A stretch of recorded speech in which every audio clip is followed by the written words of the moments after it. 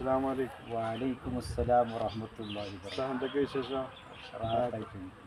ഈ ഷാബാൻ 15-ൻ്റെ അന്ന് ബറാത്തിന് യാസീൻ ഓതലില്ലേ? അത് ബറാത്തിൻ്റെ മഗ്‌രിബിൻ്റെ ശേഷമാണോ അല്ല അസറിൻ്റെ ശേഷമാണോ ചെല്ലേണ്ടത്? അതെന്ന് പറഞ്ഞിട്ടുണ്ടെങ്കിൽ നമ്മൾ ചെറുപ്രായത്തിൽ നമ്മളവിടെ കുട്ടിക്കാലത്ത് ഞങ്ങളെ ഉമ്മയും ഉപ്പയും കൂടിയിട്ട് ഉണ്ടാക്കുന്ന ഞങ്ങളുടെ അസംസ്കാരത്തിൻ്റെ ശേഷം വീട്ടിൽ വെച്ചിട്ട് ഒരു 3 യാസീൻ ഓതിപ്പിക്കലുണ്ടായിരുന്നു അസറിൻ്റെ അസറിൻ്റെ ശേഷം. പിന്നെ ബലപ്പെട്ട അഭിപ്രായം നട്ടുണ്ടെങ്കിൽ അത് പിന്നെ ഓതേണ്ടത് മഗ്‌രിബ് നിസ്കാരത്തിന് ശേഷം രാവിൻ്റെ കണക്ക്. കാരണം നമ്മൾ റമദാൻ മാസത്തിൽ പിന്നെ നോമ്പ് നാളത്തെ നോമ്പിന് നിയ്യത്ത് വെക്കുമ്പോൾ അസന്ദേശം വെക്കില്ലല്ലോ.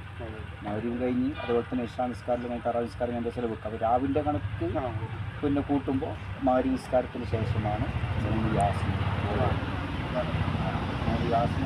മഗ്‌രിബ് നിസ്കാരത്തിന് ശേഷമാണ്. നല്ലതാണ്. അല്ലെങ്കിൽ എല്ലാവരും ഒരുമിച്ച് കൂട്ടിയിട്ടാണ് യാസീൻ ഓതലും എല്ലാവർക്കും വേണ്ടി ദ്വാരക്കലെല്ലാം അന്നത്തെ ദിവസമാണ്.